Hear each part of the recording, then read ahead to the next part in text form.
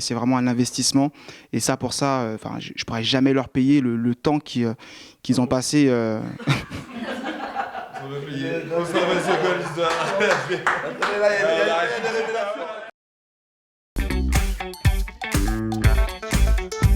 Bonjour au Black Power Comedy, merci de nous accorder cette interview pour le Spot Comedy. Eh ben merci à vous Spot Comedy. On va vous présenter un par un pour que le public puisse vous connaître. Alors moi c'est Julien Essomé, jeune débrouillard du 95, j'ai 27 ans, je suis humoriste et je fais partie du Black Power Comedy. Moi c'est Jean-Claude Moaka, hein, donc on fait la liaison du U et du A. Je fais du stand-up depuis 2007. Moi la première fois que je t'ai vu physiquement, il ne peut pas te rater déjà, et j'ai vu un type balèze avec des muscles de partout faire des pompes. Est-ce que tu fais des pompes avant de en scène? Moi j'ai cru qu'on était en prison. Raconte-moi. C'est une anecdote parce que moi tu me vois comme ça, mais avant j'étais maigre. J'étais maigre. Maintenant j'en joue sur scène et à chaque fois je dois faire des pompes. Et tu as commencé, je crois, à faire des vidéos sur YouTube. J'ai créé un coach sportif complètement fou qui s'appelle le coach Moaka. J'en peux plus, voilà. Hamid, oui. Il m'a giflé avec quoi là? Haram. Avec ce que tu penses, oui. C'est fleuri méchoui. Vous faites des vidéos sur YouTube? Je commence, c'est vraiment embryonnaire. Là on a un petit projet là qu'on fait souvent à plusieurs avec Jean-Claude qui réalise beaucoup des vidéos, c'est le Barber Flop. Donc on invite énormément de gens qui sont eux vraiment connus sur les réseaux, tout comme Jean-Claude. Enlève le chapeau. Je fais le contour où? Ici, là. Mais gars, je vais faire en bas. C'est bon. Mon frère, fais au moins semblant, s'il te plaît. Mais semblant quoi? C'est lisse comme une patinoire. Je vais te payer. Et même si tu me payes, ça ressemble aux fesses. Les fesses? Et là, avec Jean-Claude, justement, on est en train d'écrire des nouvelles vidéos avec un concept de, comment on appelle ça là, Uber, comme ça, Uber, chauffeur privé. Et donc, ce sera des vidéos à venir. Donc, il faudra rester connecté. Hein. Donc Kirikou, Oui. toi du coup, tu es du monde afro-caribéen en tant que présentateur, c'est ça à l'origine? C'est ça, animateur, c'est ça. Animateur, tu t'es lancé dans le stand-up en 2013 exactement. Et aujourd'hui, j'ai eu l'occasion de travailler justement avec ces messieurs et j'ai rencontré Calix aussi. Vous connaissez Prince depuis combien de temps à peu près? Waouh, moi Prince, ça fait longtemps que je le connaissais parce que vous le voyez comme ça, là, c'est un ancien humoriste. Hein. Il veut plus, il veut Dans plus. mon jour d'aujourd'hui, les filles, je les compare à du café. Au début, ça t'excite, et à la fin, ça te rend nerveux. Mais tu deviens dépendant. Tu sais? Et le truc que j'ai remarqué, Je suis monté sur scène, j'ai pu côtoyer de très grands humoristes, écrire, collaborer, et développer l'humour. Et à un moment donné, j'ai fait le tour. Je pensais avoir fait le tour, donc je me suis dit, je vais moi aussi me mettre dans la production. L'anecdote par rapport à notre rencontre, c'est que la première fois que je l'ai vu sur le plateau, je l'aimais pas. Et je sais pas, quelques mois plus tard, je te jure, il m'appelle. Je sais pas comment il a mon numéro. Et il me dit, Jean-Claude, je pars à Barcelone, est-ce que tu veux venir avec moi? Ah, c'est réellement. Mais c'est vraiment comme ça. Et moi, j'ai commencé à me faire des films. Je me suis dit, je l'aime pas, il m'aime pas, il va peut-être m'assassiner là-bas. Et je te jure, jusqu'au moment avant de partir, j'étais pas bien. Et du coup, pendant ces vacances-là, j'ai dit, mais ce mec-là, mais ça va être mon meilleur ami. Et depuis, on se lâche pas et vraiment une putain d'amitié, quoi.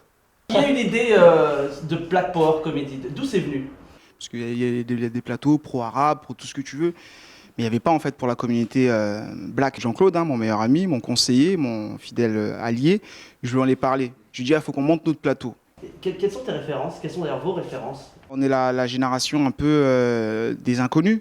Moi, je regarde beaucoup tout ce qui se passe, tous les festivals, je regarde les gros festivals qui se passent. J'aime bien même ce qui m'intéresse pas, des fois je regarde exprès. Sinon, sérieusement. Moi, mon inspiration, elle vient vraiment de mon père aussi. Étant plus jeune, quand j'ai vu le flic de Beverly Hills, tu vois, ah, Eddie Murphy, c'est... Les humoristes que j'aimais bien, Jean-Michel Cancan, qui est un humoriste camerounais. T'as été inspiré aussi beaucoup par ton père. Par mon père aussi, exact. Ouais, ce qui inspire mes sketchs, ouais, mon père, parce que tu sais, c'est le premier exemple que j'ai dans la vie même de tous les jours. Hein. Est-ce que vous pouvez nous dire un mot sur Emeric qui est pas là, donc là chez vous?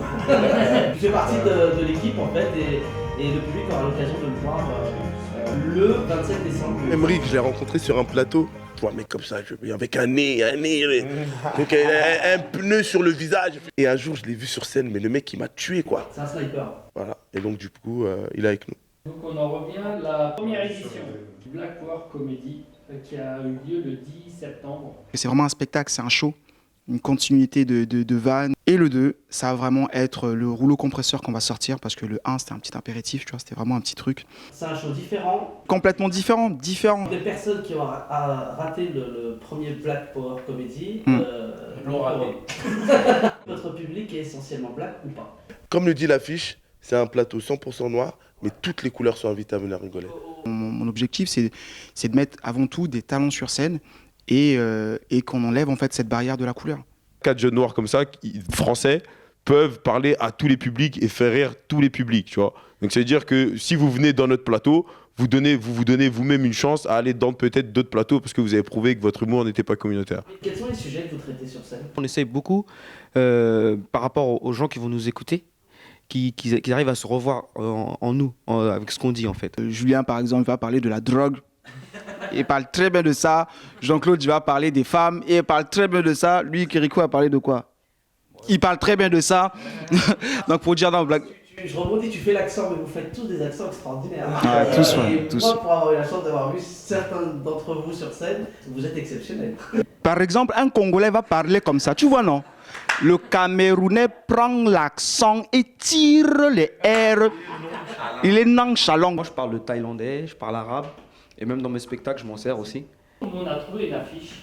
Yes. Alors, c'est pas Black Power Comedy, mais ça y ressemble, je vais vous la passer. C'est des légendes dans le stand-up américain. Vous avez monté un spectacle, pas comme le Black Power Comedy, mais ça allait dans les mêmes idées. En tout cas, ça vous parle. Ça, oui, à fond, à fond. Vraiment, c'est le Black, c'est le numéro 1, Richard Pryor. C'est vraiment qui a inspiré tout le monde, Chris Tucker, Chris Rock.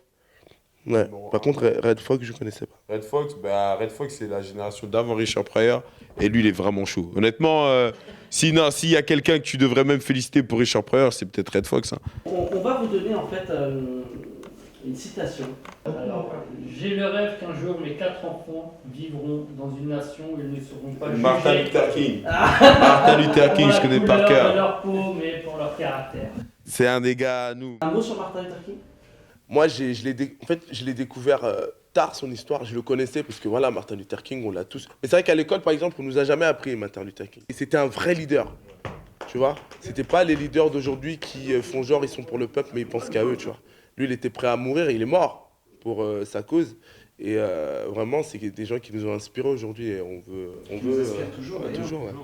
En tout cas, allez voir le Black Power Comedy 2. On a pu voir la complicité qui se dégage entre Julien, Jean-Claude, Kirikou et Emeric qui est pas là, mais pour saluer, on aura sûrement l'occasion de le rencontrer et de vous faire découvrir. Quelque chose à rajouter sur le Black Power Comedy 2. Donc là, il y a ces 3-là, 4-là, puisque Emeric n'est pas là. Il y aura aussi peut-être d'autres surprises. Ah.